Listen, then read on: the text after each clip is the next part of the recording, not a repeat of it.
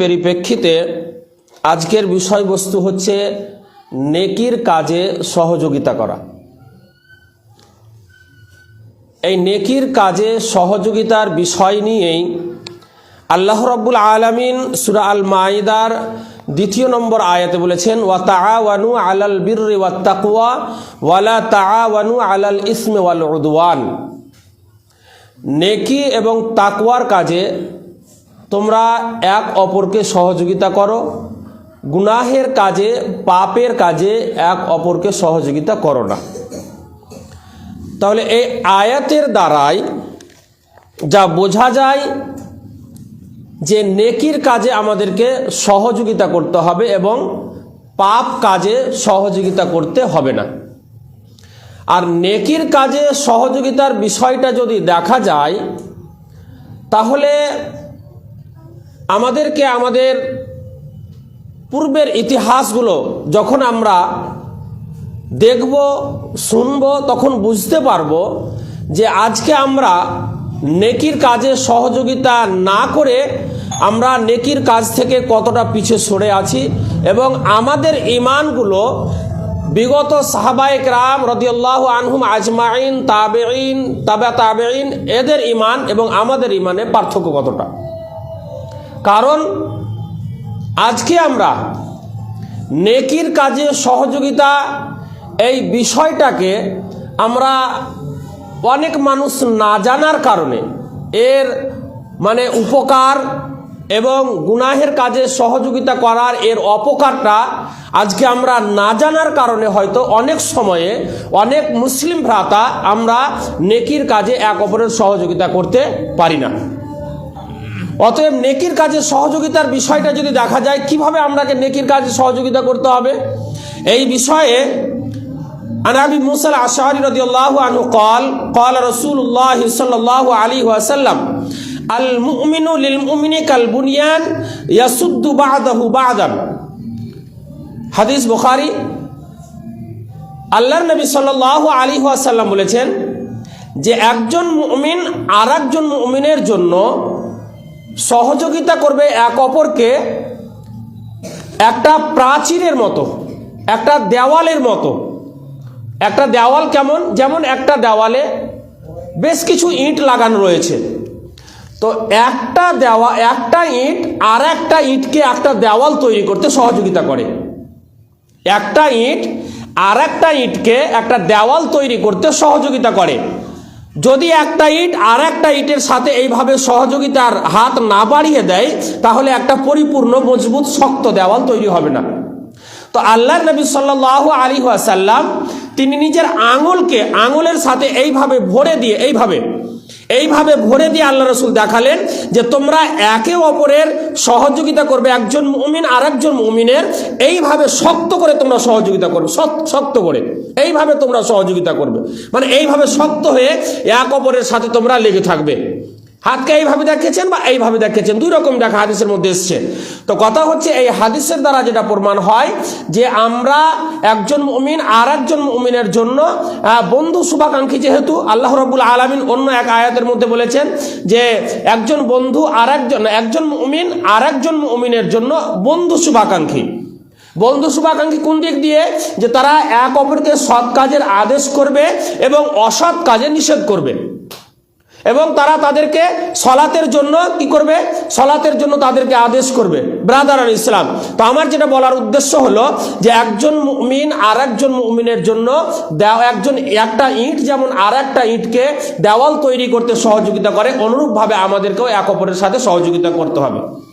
এইবারে আমরা যদি একজন মুমিন আর একজন মুমিনকে এক অপরের সাথে সহযোগিতা করি তাহলে এর উপকারটা কি রয়েছে? এর উপকারটা কি?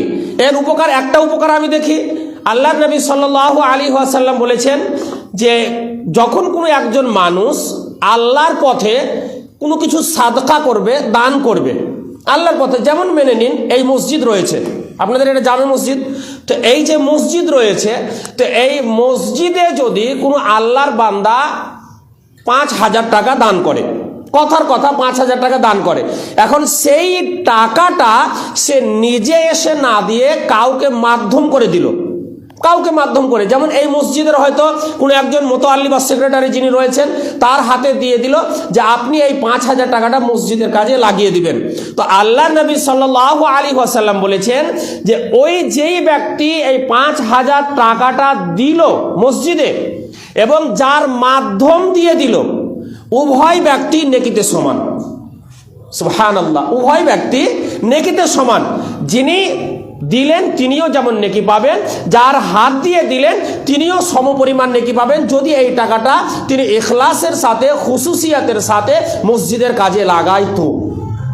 তাহলে এটা হচ্ছে মাধ্যমের দ্বারা দিয়ে এটা একটা নেকির আমরা অধিকারী হতে পারবো, যদি আমরা একজন মুমিন আর একজন মুমিনের সহযোগিতা করতে পারি।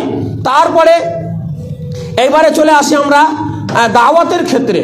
দাওয়াতের ক্ষেত্রে যখন আমরা হকের দাওয়াত দিব, একজন ব্যক্তি যখন আরেকজন ব্যক্তিকে আমরা হকের দাওয়াত দিব, হকের দাওয়াত মানে মেনে নিন কোনো একজন ব্যক্তি গ্রামের মধ্যে সে হয়তো সালাত আদায় করে না, সালাত আদায় করে না, বা হয়তো নামাজ পড়ে রোজা রাখে না, বা হয়তো নামাজ পড়ে রোজা রাখে জাকাত দেয় না, বা হয়তো নামাজ পড়ে রোজা রাখে জাকাতও দেয় কিন্তু আল্লাহ অর্থ দিয়েছে তারপরেও হয়তো সে হজ করেনি বা হজ করতে যায় না, কৃপণতার কারণে বা যে কোনো কারণে।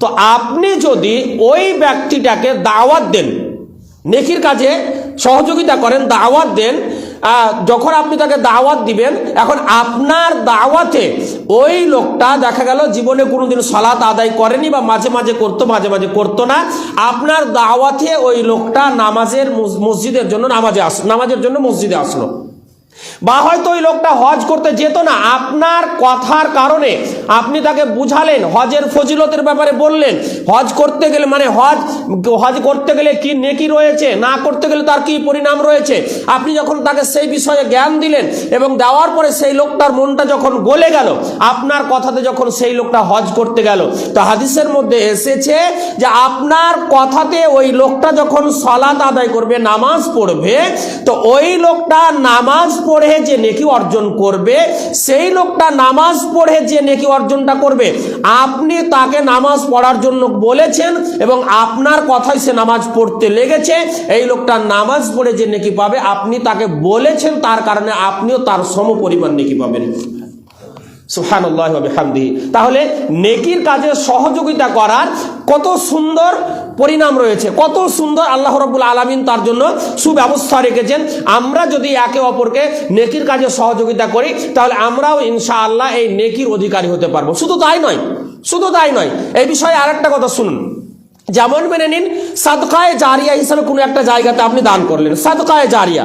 যেমন হয়তো মাদ্রাসাতে দেখা গেল অনেক সময় হয় কি যে বই পুস্তকের প্রয়োজন হয়, হাদিসের প্রয়োজন হয়, কোরআনের তাফসিরের প্রয়োজন হয়, এইগুলো হয়তো আপনি কিনে দিলেন, বা কোনো একটা গরিব ছেলে মাদ্রাসায় পড়তে পারে না, তাকে পড়ার জন্য সহযোগিতা করে দিলেন। এই ধরনের যখন আপনি কাউকে সহযোগিতা করবেন, হাদিসের মধ্যে এসেছে যে এই লোকটা আপনার ওই অর্থ দিয়ে যে ইলম অর্জন করলো, নিজে শিখলো এবং ইলম শিখার কারণে যে নেকি অর্জন করবে, সমপরিমাণ নেকি আপনিও পেতে থাকবেন। শুধু তাই নয়, এত দূর পর্যন্ত যথেষ্ট নয়, হাদিসের মধ্যে বলা হয়েছে এইবারে আপনি যেহেতু তাকে নেকির কাজে সহযোগিতা করেছেন, তো এই লোকটার দ্বারাতে যখন আলেম হবে, আলেম হওয়ার পরে এর দ্বারা দিয়ে যতগুলো ছাত্র তৈরি হবে এবং ওই ছাত্রর মাধ্যম দিয়ে আবার যতগুলো ছাত্র তৈরি হবে, যতগুলো ছাত্র তৈরি এই সিলসিলা কিয়ামত পর্যন্ত থাকবে, প্রত্যেক ব্যক্তির কাছ থেকে আল্লাহ রাব্বুল আলামিন আপনাকে এই নেকির কাজে সহযোগিতা করার জন্য কিয়ামত পর্যন্ত তাদের কাছ থেকে আল্লাহ আপনার খাতাতে, আপনার আমলনামায় নেকি দিতে থাকবে। সুবহানাল্লাহি ওয়া বিহামদিহি। তাহলে নেকির কাজে সহযোগিতা করা কত বড় লাভদায়ক এবং কত উন্নত মানের কাজ আমরা আশা করছি এই হাদিসের দ্বারা দিয়ে বুঝতে পারছি। যেহেতু আল্লাহর নবী সাল্লাল্লাহু আলাইহি ওয়াসাল্লাম বলেছেন, মান দাল্লা আলা খায়রিন ফালাহু মিসলু আজরি ফাইলিহি, হাদিস সহিহ মুসলিম। আল্লাহর নবী সাল্লাল্লাহু আলাইহি ওয়াসাল্লাম বলেছেন, যদি কোনো মানুষ কাউকে নেকির দিকে আহ্বান করে, মান দাল্লা আলা খায়রিন, নেকির দিকে যদি আহ্বান করে, নেকির কাজে যদি আহ্বান করে, সালাতের জন্য যদি আহ্বান করে, তাকে খারাপ পথ থেকে ফিরিয়ে এনে ভালো পথের দিকে যদি নিয়ে আসে, নেকির পথে যদি আহ্বান করে, ফালাহু মিসলু আজরি ফাইলিহি, তাহলে সে ওই ভালো কাজটা করে যে নেকি অর্জন করবে, আল্লাহর নবী সাল্লাল্লাহু আলাইহি ওয়াসাল্লাম বলেছেন আল্লাহ রাব্বুল আলামিন আপনার খাতাতেও সমপরিমাণ নেকি দিবেন। শুধু তাই নয়, আরেকটা হাদিসের কথা আপনাদের সামনে বলি। আল্লাহ নবী সাল্লাল্লাহু আলাইহি ওয়াসাল্লাম বলেছেন, সেই বুখারী এবং মুসলিমের হাদিস। একটু মাইকটা ছোট হয়েছে আমার জন্য, একটু ছোট হয়েছে, অসুবিধা হয়েছে আমার। আল্লাহ নবী সাল্লাল্লাহু আলাইহি ওয়াসাল্লাম আরেকটা কথা বলেছেন, ফাওয়াল্লাহি লা ইয়াহদিয়াল্লাহু বিকা রাজুলান ওয়াহিদা খায়রুল লাকা মিন হুমুরিন নাআম। আল্লাহ নবী সাল্লাল্লাহু আলাইহি ওয়াসাল্লাম বলেছেন যে আল্লাহর কসম করে বলছি, আল্লাহ রাসূল বলেছেন আল্লাহর কসম করে বলছি, ফাওয়াল্লাহি, আল্লাহর কসম, লা ইয়াহদিয়াল্লাহু বিকা রাজুলান ওয়াহিদা, যদি কোনো একজন ব্যক্তির মানে দাওয়াতে বা কোনো ব্যক্তির দাওয়াতে যদি একজন ব্যক্তিও সৎ পথে ফিরে আসে, ভালো পথে ফিরে আসে, একজন ব্যক্তি যদি ভালো পথে ফিরে আসে, আল্লাহ নবী সাল্লাল্লাহু আলাইহি ওয়াসাল্লাম বলছেন, ফাওয়াল্লাহি রাজুলান ওয়াহিদা খায়রুল লাকা মিন হুমুরিন নাআম, তাহলে সেই ব্যক্তি নেকি অর্জন করলো। আরব দেশে যে লাল উট রয়েছে অত্যন্ত মূল্যবান, এই লাল উট আল্লাহর পথে দান করতে গেলে যে নেকি পাবে, সম পরিমাণ নেকি এই ব্যক্তিরা পাবে।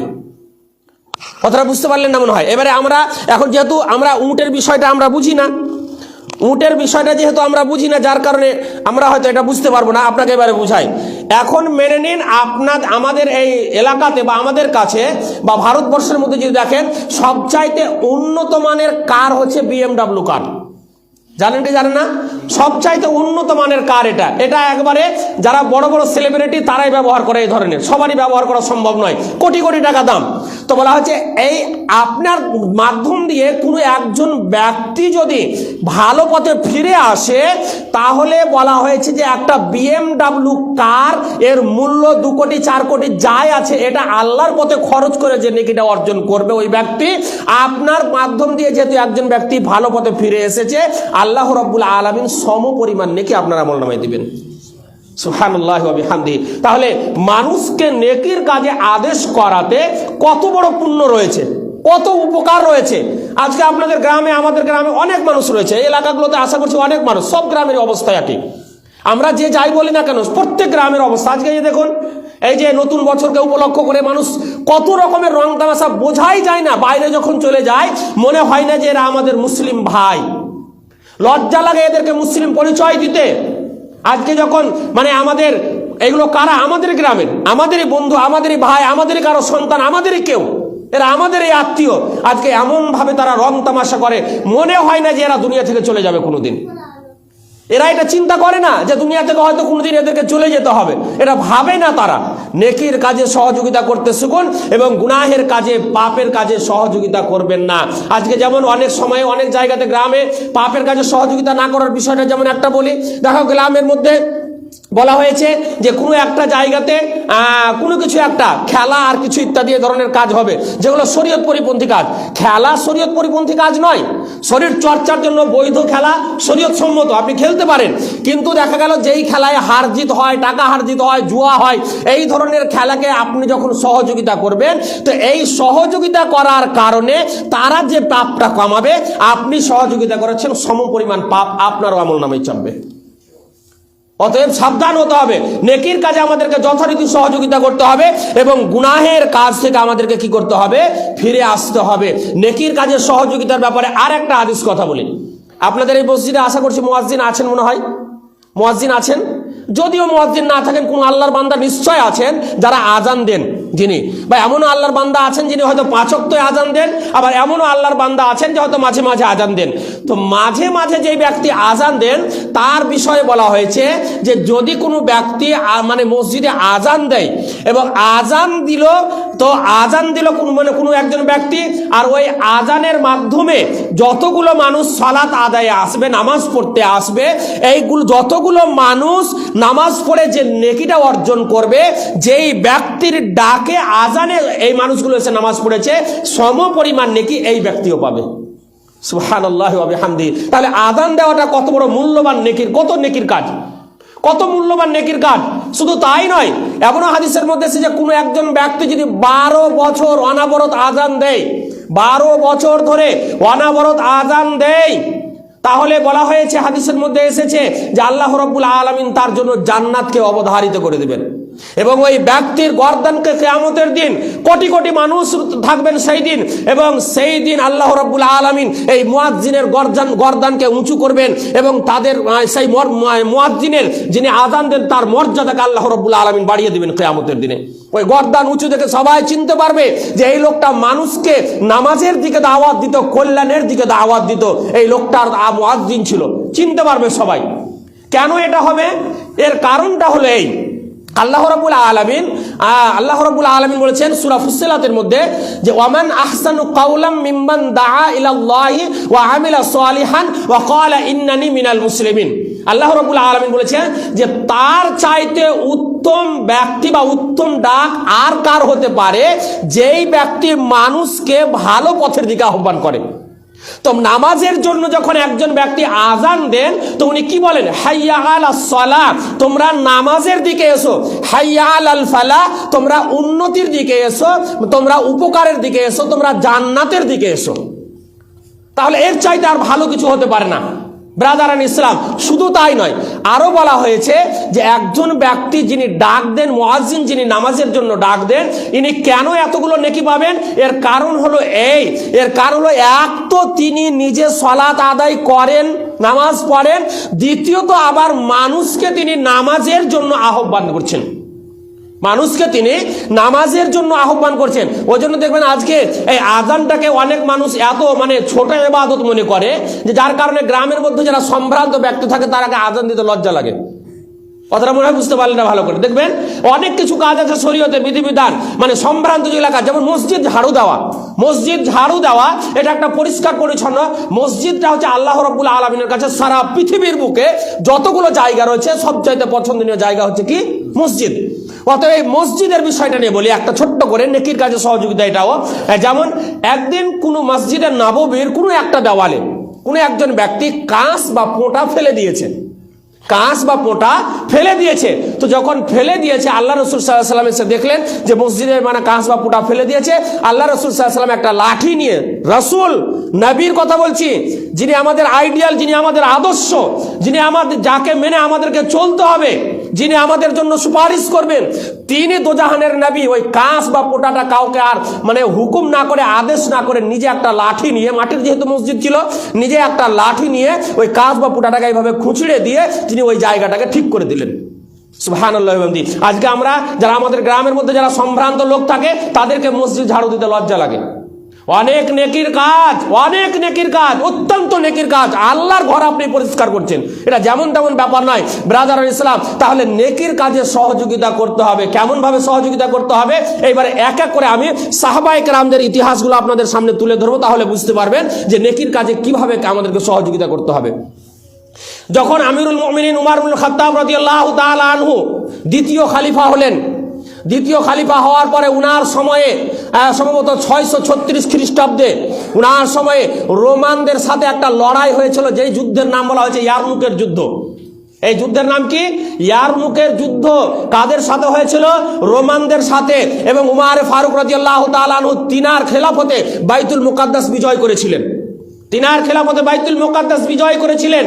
এই উমর ইবনুল খাত্তাব রাদিয়াল্লাহু তাআলা আনহুর নেতৃত্বে বলা হয়েছে যখন ইয়ারমুকের যুদ্ধ হয়েছিল, ইয়ারমুকের যুদ্ধের সময়ে মুসলিম সেনাবাহিনী ছিল খুব বেশি মাত্র 30 থেকে 40 হাজার। মুসলিম সেনাবাহিনী মাত্র 30 থেকে 40 হাজার ছিল, আর রোমানদের সেনাবাহিনী ছিল বলা হয়েছে প্রায় 1,40,000 বা 2,40,000, এই ধরনের তাদের সেনাবাহিনী ছিল। তো এই সময় যখন ইয়ারমুকের যুদ্ধ হয়েছিল, ইয়ারমুকের যুদ্ধের সময়ে মুসলিমরা বিজয় লাভ করেছিলেন এবং রোমানদেরকে পরাজিত হতে হয়েছিল। আল্লাহ রাব্বুল আলামিন তাদেরকে পরাজিত করেছিলেন। এই ইয়ারমুকের যুদ্ধের সময়ে তিনজন সাহাবী আহত হয়ে আছে। তিনজন সাহাবী আহত হয়ে আছে।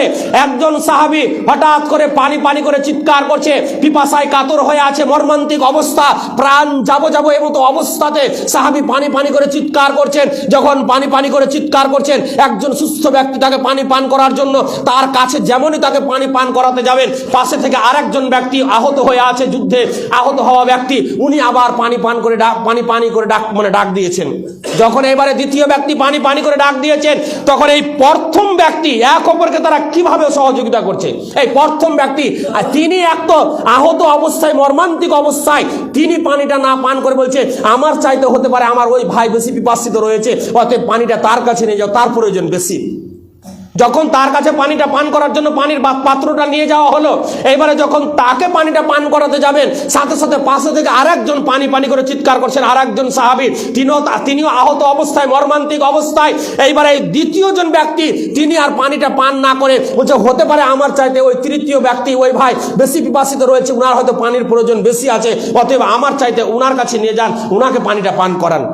সুবহানাল্লাহি ওয়া বিহামদিহি। ব্রাদারান ইসলাম, শুধু এতদূর পর্যন্ত নয়, এইবারে যখন এই ব্যক্তি তৃতীয় জন ব্যক্তির কাছে যখন পানির পাত্র নিয়ে গেছেন, যখন তার কাছে গেছেন, তার কাছে যাওয়া মাত্র, পৌঁছা মাত্র দেখছেন তিনি শাহাদাত বরণ করেছেন, তিনি মারা গিয়েছেন। ইন্না লিল্লাহি ওয়া ইন্না ইলাইহি রাজিউন। তিনি এইবারে ওখান থেকে তাড়াতাড়ি করে ফিরে দ্বিতীয় ব্যক্তির কাছে আসলেন। দ্বিতীয় ব্যক্তির কাছে যখন আসলেন, দ্বিতীয় ব্যক্তিও তিনি দুনিয়া থেকে চলে গেছেন, তিনিও শাহাদাত বরণ করেছেন। এইবারে ছুটে প্রথম ব্যক্তির কাছে আসলেন। প্রথম ব্যক্তির কাছে যখন আসলেন, তিনিও শাহাদাত বরণ করেছেন, তিনিও মারা গিয়েছেন। ব্রাদারান ইসলাম, একেই বলে তাআওয়ানু আলাল বিররি ওয়াত তাকওয়া ওয়ালা তাআওয়ানু আলাল ইসমি ওয়াল উদওয়ান। নেকির কাজে, তাকওয়ার কাজে এক অপরকে সহযোগিতা করেন। সাহাবায়ে কেরামরা মৃত্যু শয্যায় শায়িত এমতো অবস্থাতেও তারা নেকির কাজে এক অপরের কিভাবে সহযোগিতা করেছেন। আজকে আমরা মুসলিম আর একজন মুসলিম ভাইয়ের সহযোগিতা করি না, একজন প্রতিবেশী আর একজন প্রতিবেশীর সহযোগিতা করি না। একজন ব্যক্তি হয়তো কোনো বিপদে পড়ে আছে, আমার ক্ষমতা রয়েছে, আমার সাধ্য রয়েছে, আমি তাকে বিপদ থেকে উদ্ধার করতে পারবো, আমার তেমনটা ক্ষমতা রয়েছে, তারপরে আমরা মানে তার সহযোগিতা করার চেষ্টা করি না। আরো উল্টে একটা কথা বলি, মরছে মরুক, ভালো হয়েছে, মরলেই ভালো। এবারে বুঝতে পারবে মরলেই ভালো। ব্রাদারান ইসলাম, শুধু তাই নয়, আনসার এবং মুহাজিরদের ইতিহাসগুলো তুলে দেখুন। তারা যখন মক্কা থেকে মক্কা ছেড়ে সাহাবায়ে কেরাম, আল্লাহ রাসূল সাল্লাল্লাহু আলাইহি ওয়াসাল্লামের পরে সাহাবায়ে কেরামরা যখন মদিনা হিজরত করে চলে গেলেন, মদিনায় হিজরত করে যাওয়ার পরে এই মদিনাবাসীরা, যাদেরকে আনসার বলা হতো, তারা এই মক্কাবাসীদের এমনভাবে সহযোগিতা করেছিলেন যে আমরা হয়তো এরকম পারবই না। কিভাবে সহযোগিতা করেছিলেন? তাদেরকে থাকার জন্য বাড়ি দিয়েছিলেন, তাদেরকে থাকার জন্য যাদের হয়তো জমি জায়গা ছিল, এই জমিগুলো ভাগ করে করে তাদের নামে লিখে দিয়েছিলেন। শুধু তাই নয়, এমনও অনেক সাহাবায়ে কেরাম যারা হয়তো স্ত্রী তাদের সাথে আসেনি, স্ত্রী রেখে চলে এসেছিলেন, এখন তার স্ত্রীর প্রয়োজন রয়েছে। যাদের হয়তো একাধিক স্ত্রী ছিল, তারা একটা স্ত্রীকে তালাক দিয়ে ওই স্ত্রী ইদ্যত পালন করার পরে আবার তার সাথে বিবাহ দিয়েছিলেন। এই ধরনের তারা জান এবং মাল দিয়ে সহযোগিতা করেছিলেন। কেন করেছিলেন? তারা ওই যে ওই সূরা তাওবার 112 নম্বর আয়াতের দিকে তারা লক্ষ্য করেছিলেন, ইন্নাল্লাহ আশতারা মিনাল মুমিনিনা আনফুসাহুম ওয়া আমওয়ালাহুম বিআন্না লাহুমুল জান্নাহ।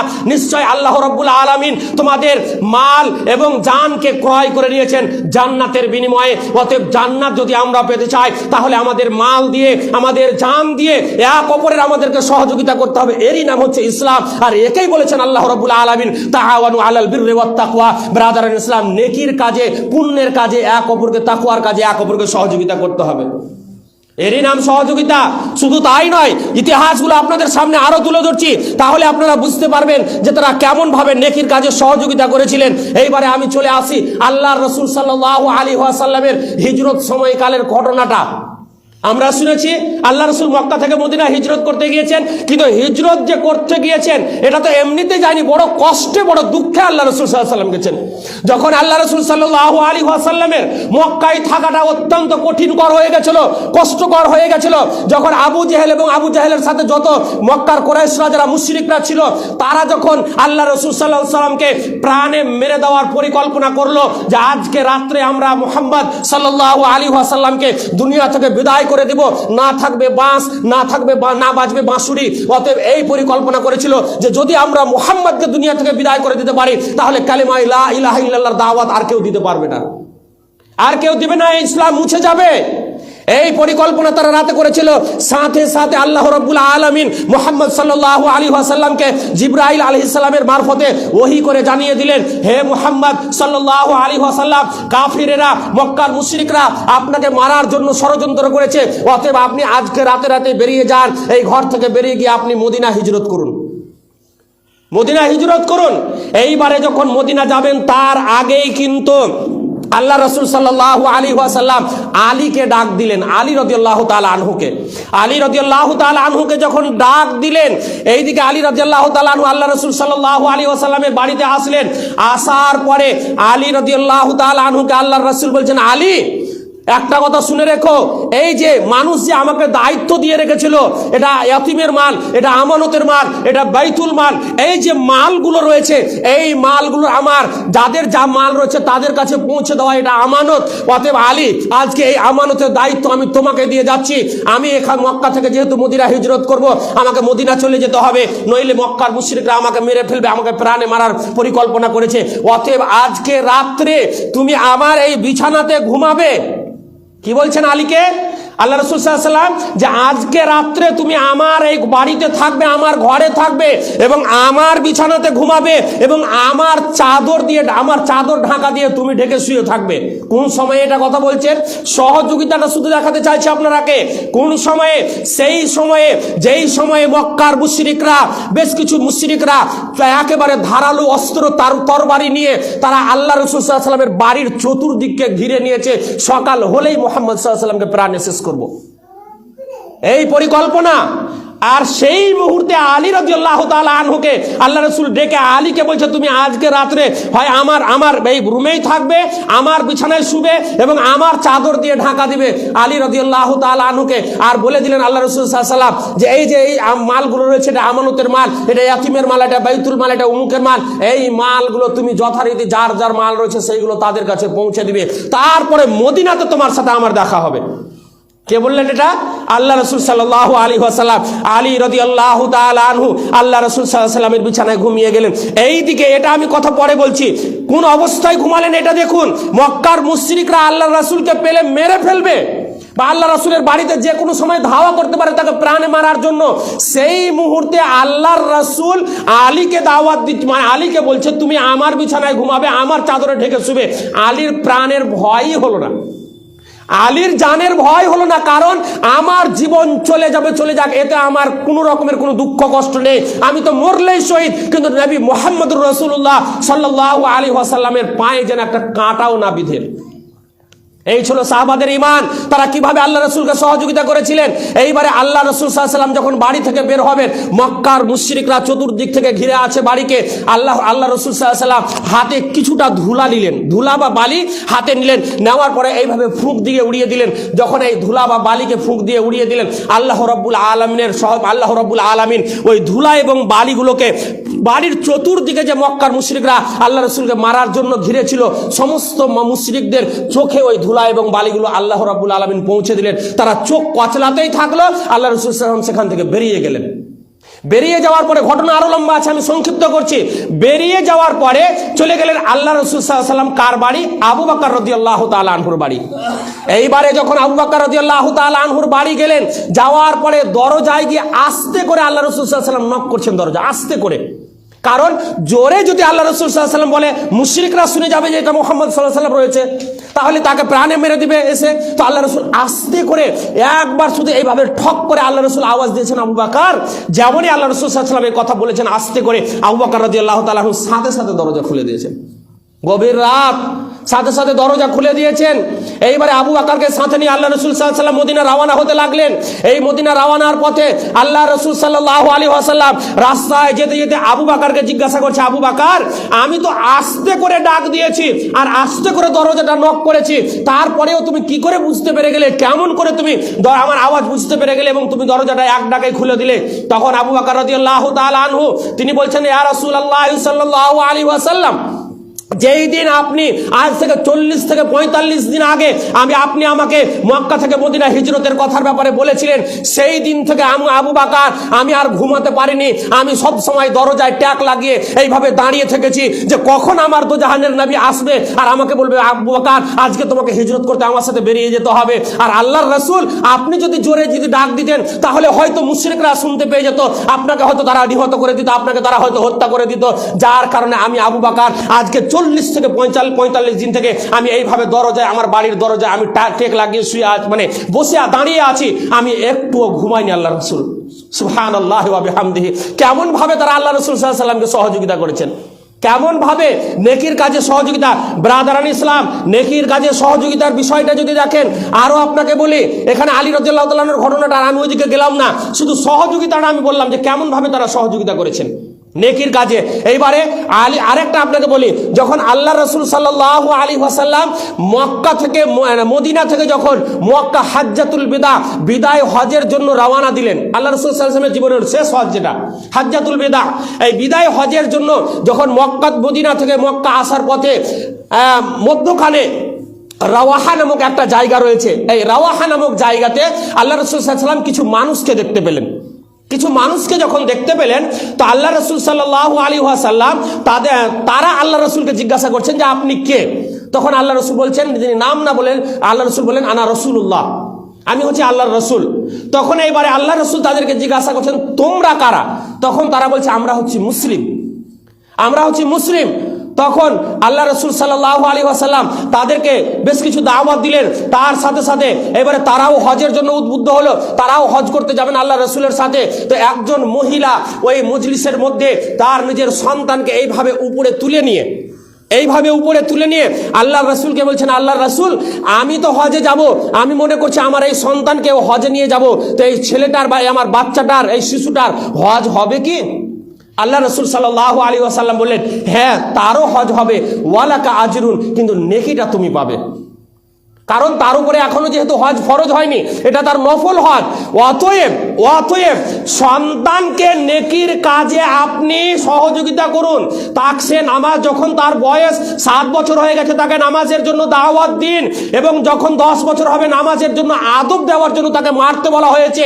আপনার সন্তানের উপরে কতদিন আগে নামাজ ফরজ হয়ে গেছে, এখনো পর্যন্ত আপনি ভূমিকা পালন করেন না। বাবা কেমন হতে হবে, এই বাবা হিসেবে আপনি এখনো পর্যন্ত ভূমিকা পালন করেন না, যার কারণে আপনার সন্তান এখনো বেনামাজি, যার কারণে আপনি বাবা হয়েছেন, বাবার মতো সত্যিকারের বাবা হতে পারেননি।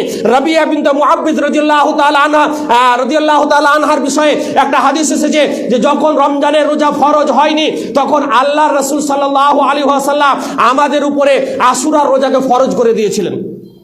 আশুরার রোজা 10ই মুহররমের যেটা রোজা, এই রোজাকে আল্লাহ রাসূল সাল্লাল্লাহু আলাইহি ওয়াসাল্লাম ফরজ করে দিয়েছিলেন। আমরা তখন কি করতাম, এই আশুরার রোজা রাখতাম, এবং আমাদের যে সব শৈশবে ছোট ছোট বাড়িতে যে সব আমাদের ছেলে মেয়েরা ছিল, আমরা তাদেরকে ওই আশুরার রোজা রাখার অভ্যস্ত করাতাম। তারা এই রোজাগুলো রাখতে রাখতে যখন বাচ্চারা ক্ষুধার্ত অবস্থায় কান্না করত, তখন আমরা তাদেরকে খেলনা দিয়ে তাদেরকে আমরা ভুলিয়ে রাখতাম ইফতারির টাইম পর্যন্ত। সুবহানাল্লাহ ওয়া বিহামদিহি। কারণ ওই শিশু সন্তান আপনার কথায় যখন সে সিয়াম পালন করবে, ওই শিশু সন্তান আপনার কথায় যখন সালাত আদায় করবে, ওই শিশু সন্তান আপনার কথায় যখন কোনো রকমের কোনো নেকির কাজ করবে, ওর নেকিটা আপনি পাবেন। ব্রাদার ইসলাম, অতএব আপনার সন্তানকেও নামাজের জন্য মসজিদে নিয়ে আসুন। আপনি আপনার সন্তানকে ভালো কাজের আদেশ দিন, নেকির কাজের আদেশ দিন, আপনার সন্তানকেও নেকির জন্য উদ্বুদ্ধ করুন। বাড়িতে যেই সব মা বোনেরা রয়েছে যারা সালাত আদায় করে না, প্রত্যেক গার্জিয়ান এবং আমাদের দায়িত্ব এই কাজে তাদেরকে বলা এবং তাদের যথারীতি সহযোগিতা করা, এবং তাদেরকে নামাজ পড়তে গেলে কি উপকার, নামাজ না পড়তে গেলে কি অপকার, নামাজ না পড়তে গেলে আমাদের অবস্থা কি হবে পরকালে, এই বিষয়গুলো নিয়ে তাদের সামনে দাওয়াতের কাজ করা, বাড়িতে তাদেরকে বলা। যখন আপনার এই দাওয়াতে আপনার সন্তান, আপনার স্ত্রী, আপনার ছেলে, আপনার মেয়ে যখন তারা সালাত আদায় করবে, প্রত্যেক ব্যক্তি সালাত আদায় করে যে নেকি পাবে, আপনিও বাবা হিসাবে, দায়িত্বশীল হিসাবে তাদের সমপরিমাণ নেকি আপনিও পেতে থাকবেন। তবে একটা কথা জেনে নিন, তাদের নেকি কেটে আল্লাহ রাব্বুল আলামিন আপনাকে দেবে না। তাদেরকে যা নেকি দিবেন, আপনাকে নেকি তাই দিবেন। কারণ আল্লাহর কাছে কোনো কিছুরই কমি কমতা নেই, আল্লাহ যথারীতি আপনাকে দিবেন ইনশাআল্লাহ। ব্রাদারান ইসলাম, নেকির কাজে সহযোগিতা করা কত বড় পুণ্যের কাজ, এই বিষয়ে আর একটা হাদিস আমি আপনাদের সামনে বলবো। সেটা হচ্ছে কি, মুতার যুদ্ধের বিষয়টা আপনারা শুনেছেন। মুতার যুদ্ধ যখন আল্লাহ রাসূল সাল্লাল্লাহু আলাইহি ওয়াসাল্লামের জীবদ্দশায় মুতার যুদ্ধ হয়েছিল, এই মুতার যুদ্ধ হয়েছিল সেই সময়ে সেই সময় বলা হয়েছে রোমানদের সেনাবাহিনী ছিল সম্ভবত 2 লক্ষ, আর মুসলিমদের সেনাবাহিনী মাত্র 3000। মাত্র কত? 3000। ইতিহাসের পাতায় এরকম কোথাও পাবেন না যে 3000 সৈন্য নিয়ে 2 লক্ষ মানে 2 লক্ষ শত্রুদের সাথে মোকাবিলা করেছে। মুতার যুদ্ধে আল্লাহ রাসূল সাল্লাল্লাহু আলাইহি ওয়াসাল্লামের সাহাবায়ে কেরাম আল্লাহ রাসূল সাল্লামের জীবদ্দশায় 3000 সৈন্য 2 লক্ষ সৈন্যর সাথে লড়াই করেছে তাদেরকে, এবং তারপরে তাদেরকে পরাজিত করেছে। এটাও মুতার যুদ্ধ হয়েছে। কেমন ভাবে? সেই যুদ্ধে সেনাপতি হিসেবে আল্লাহর নবী সাল্লাল্লাহু আলাইহি ওয়াসাল্লাম 3 জন সাহাবীর নাম বলেছিলেন, অথচ যে কোনো যুদ্ধে সেনাপতি একজনই লাগে, একজনই লাগে। আল্লাহ রাসূল সাল্লাল্লাহু আলাইহি ওয়াসাল্লাম 3 জনের নাম বলেছিলেন, তার মধ্যে আব্দুল্লাহ ইবনে জাফর, তারপরে যায়েদ ইবনে হারিস এবং আব্দুল্লাহ ইবনে রাওয়াহা রাদিয়াল্লাহু আনহুম আজমাইন, এই 3 জন সাহাবীর কথা বলেছিলেন। তার মধ্যে আমি আপনাকে বলি আব্দুল্লাহ ইবনে রাওয়াহা রাদিয়াল্লাহু তাআলা আনহুর কথা। যুদ্ধের জন্য নেকির কাজে ঝাঁপিয়ে পড়া কেমন তাদের শখ ছিল, জান্নাতের আশাবাদী তারা কত ছিলেন, এবং জান্নাত যেতে হবে, শাহাদাত বরণ করা, কারণ প্রত্যেকটা মানুষকেই তো মৃত্যুবরণ করতে হবে, কিন্তু এই মৃত্যুর মধ্যে একজন মুমিনের জন্য সবচাইতে উন্নত মানের মৃত্যু হচ্ছে শাহাদাতের মৃত্যু। শাহাদাতের মৃত্যু। আব্দুল্লাহ ইবনে রাওয়াহা রাদিয়াল্লাহু তাআলা আনহু আরবের মধ্যে সবচাইতে সুন্দরী রমণীকে বিয়ে করেছেন। সেই দিন তার বাসর রাত, সেই দিন তার বাসর রাত, সেই দিনই আল্লাহর নবী সাল্লাল্লাহু আলাইহি ওয়াসাল্লাম আব্দুল্লাহ ইবনে রাওয়াহাকে বলছেন, আব্দুল্লাহ ইবনে রাওয়াহা, আজকে তোমাকে মুতার যুদ্ধে যেতে হবে এবং তোমাকেও সেনাপতি হিসেবে নিয়োগ করলাম। আব্দুল্লাহ ইবনে রাওয়াহা বাসর রাত ছেড়ে দিয়ে নববধূর সাথে মানে সেই দিন রাত্রে আনন্দ করবে, তাকে দেখবে, এবং আরবের মধ্যে সবচাইতে সুন্দরী রমণীকে বিয়ে করেছেন, এটা একটা বড় জিনিস। তারপরেও আল্লাহর রাসূল সাল্লাল্লাহু আলাইহি ওয়াসাল্লাম যখন আব্দুল্লাহ ইবনে রাওয়াহাকে যুদ্ধের জন্য রওনা করে দিলেন, তখন বাড়ির বাহির থেকে, বাড়ির ভেতরে আর গেলেন না, স্ত্রী যেহেতু বাড়ির ভিতরে কোরআন তেলাওয়াত করছিলেন, বাড়ির বাহির থেকে আব্দুল্লাহ ইবনে রাওয়াহা বলছেন যে ওগো আমার স্ত্রী, আমাকে আল্লাহ রাসূল সাল্লাল্লাহু আলাইহি ওয়াসাল্লাম মুতার যুদ্ধের জন্য আমাকে সেনাপতি ঘোষণা করে দিয়েছে, অতএব আমি আজকে যুদ্ধে বেরিয়ে গেলাম। বাড়ির ভিতর থেকে স্ত্রী ডাক দিয়ে বলছে যে ওগো আমার স্বামী, আমি আপনাকে ভেতরে ডাকছি, একটু আসুন ভেতরে। আব্দুল্লাহ ইবনে রাওয়াহা বলছে না, আমি ভেতরে যাব না, কারণ ভেতরে যদি আমি চলে যাই তাহলে তোমার এই সুন্দর চেহারা দেখে হয়তো আমি জিহাদের ময়দানে যাওয়াটা ভুলে যাব, শয়তান হয়তো আমাকে ভুলিয়ে দিবে, অতএব আমি ভেতরে যাব না।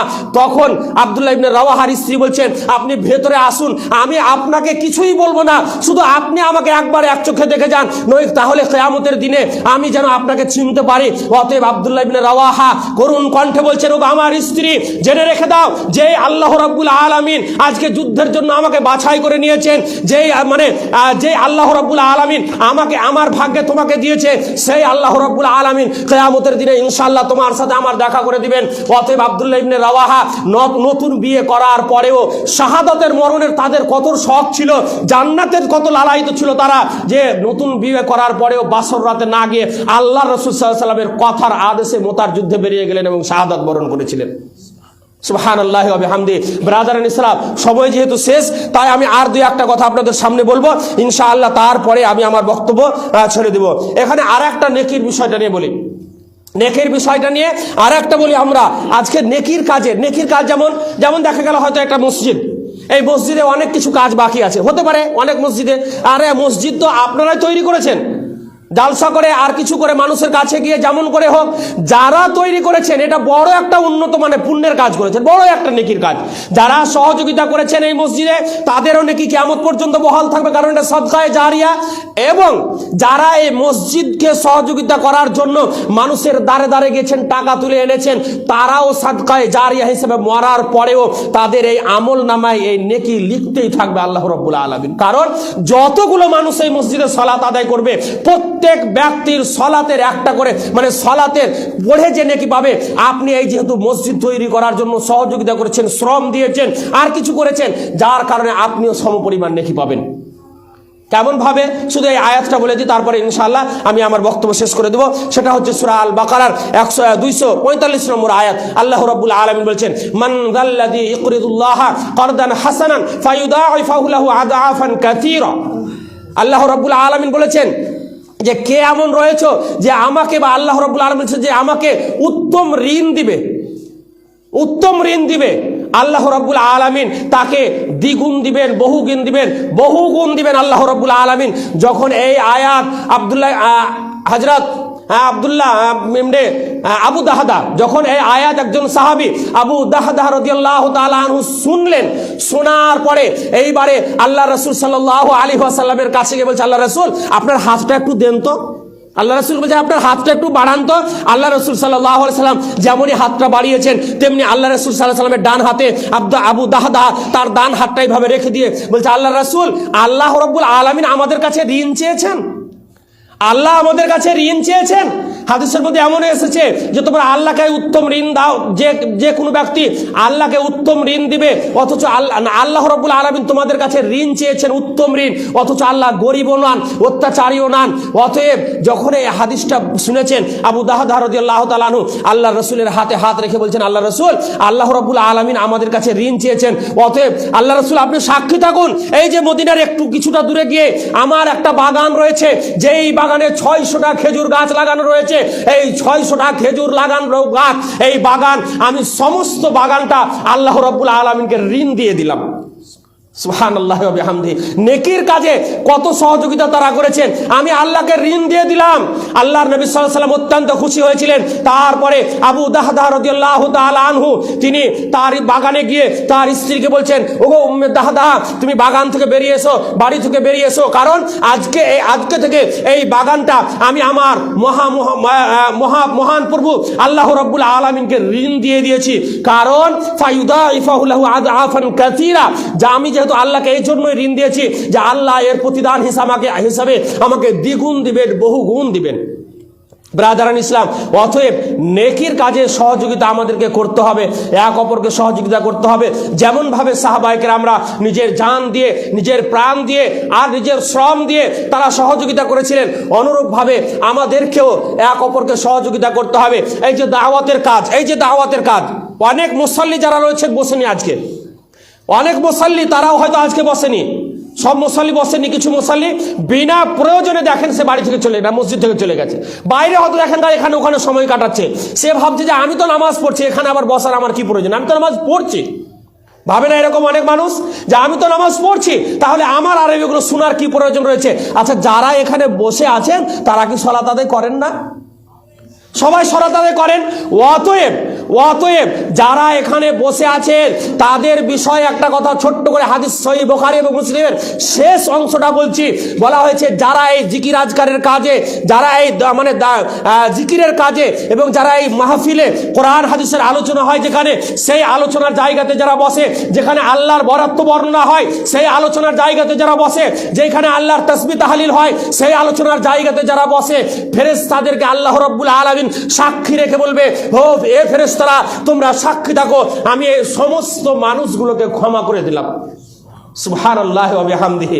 আল্লাহ, আমরা যারা এখানে বসেছি তোমার কোরআন এবং নবী মুহাম্মদ সাল্লাল্লাহু আলাইহি ওয়াসাল্লামের হাদিসের আলোচনা করা এবং শোনার জন্য আল্লাহ তুমি আমাদের সকলকে কবুল করে নিয়ে আল্লাহ তুমি আমাদের সকলের গুনাহ খাতাগুলোকে মাফ করে দাও, বলুন আমিন। শুধু তাই নয়, ফেরেশতাদের মধ্যে এবারে একজন ফেরেশতা বলবে, আল্লাহ তোমার ওই বান্দাদের মধ্যে এমন একজন ব্যক্তি ছিল যার বসার ইচ্ছা ছিল না, সে হয়তো মসজিদে এসেছিল নামাজ পড়তে, এইবারে সে দেখলো যে যা কোরআন হাদিসের যখন আলোচনা হবে তো আমি বাইরে গিয়ে কি করি, আমিও বসে পড়ি, কিন্তু তার আগে থেকে ইচ্ছা ছিল না, সে বসে পড়েছে। আল্লাহ রাব্বুল আলামিন ফেরেশতাদের বলবে, ফেরেশতারা তোমরা সাক্ষী থাকো, আমি তাকেও ক্ষমা করে দিলাম। সুবহানাল্লাহি ওয়া বিহামদিহি। অতএব কোরআন হাদিসের আলোচনা যেই জায়গায় হবে সেখানে গিয়ে বসুন, আল্লাহ রাব্বুল আলামিনের মাগফিরাত কামনা করুন। আল্লাহ রাব্বুল আলামিন আপনার ইনশাআল্লাহ আপনাদের গুনাহ খাতা, আমাদের গুনাহ খাতাকে আল্লাহ রাব্বুল আলামিন মাফ করে দিবেন, ক্ষমা করে দিবেন। শেষের বেলায় আল্লাহ রাব্বুল আলামিনের কাছে দোয়া কামনা করব, ইয়া ইলাহাল আলামিন, আল্লাহ গো আমরা গুনাহগার বান্দা, পাপী তাপী বান্দা, আল্লাহ আজকে আমরা হয়তো অনেকেই গুনাহের কাজে জড়িয়ে আছি, আমরা হয়তো পাপকে পাপ বলে মনেই করছি না, শয়তানের চক্রান্তে পড়ে। আল্লাহ তুমি হচ্ছে দয়ালু, তুমি হচ্ছে গফুরুর রহিম, তুমি ক্ষমাশীল, তুমি দয়াশীল। অতএব আল্লাহ তুমি আমাদের গুনাহ খাতাগুলোকে মাফ করে দাও, আল্লাহ তুমি আমাদের মাফ করে ছেড়ে দিও না, আল্লাহ তুমি আমাদের উপরে দয়া করিও। ইলাহাল আলামিন, আল্লাহ গো কবরে গিয়ে আমরা যেন সঠিকভাবে হিসাব দিতে পারি তার তুমি তৌফিক দান করো, বলো আমিন। ইলাহাল আলামিন, আমরা হাসরের ময়দানে যেন তোমার নবীর হাতের হাউজে কাউসারের পানি পান করতে পারি তার তুমি তৌফিক দান করো, বলো না আমিন। আল্লাহ গো কিয়ামতের দিনে মানুষের যেদিন নেকি এবং গুনাহ ওজন হবে আল্লাহ সেই দিন যেন আমাদের নেকির পাল্লাটা ভারী করে দিও আল্লাহ, তার তুমি তৌফিক দান করে বলুন আমিন। আল্লাহ সম্মানের সাথে যেন আমাদের ডান হাতে আমল নামা দিও, তার তুমি তৌফিক দান করিয়ে বলুন আমিন। ইলাহাল আলামিন। আল্লাহ গো তুমি আমাদের জন্য জাহান্নামের আগুনকে হারাম করে দিয়ে আমাদের সকলকে জান্নাতুল ফিরদাউস দান করিও আমিন। ওয়া আখিরু দাওয়ানা আলহামদুলিল্লাহি রাব্বিল আলামিন। আসসালামু আলাইকুম ওয়া রাহমাতুল্লাহি ওয়া বারাকাতুহু।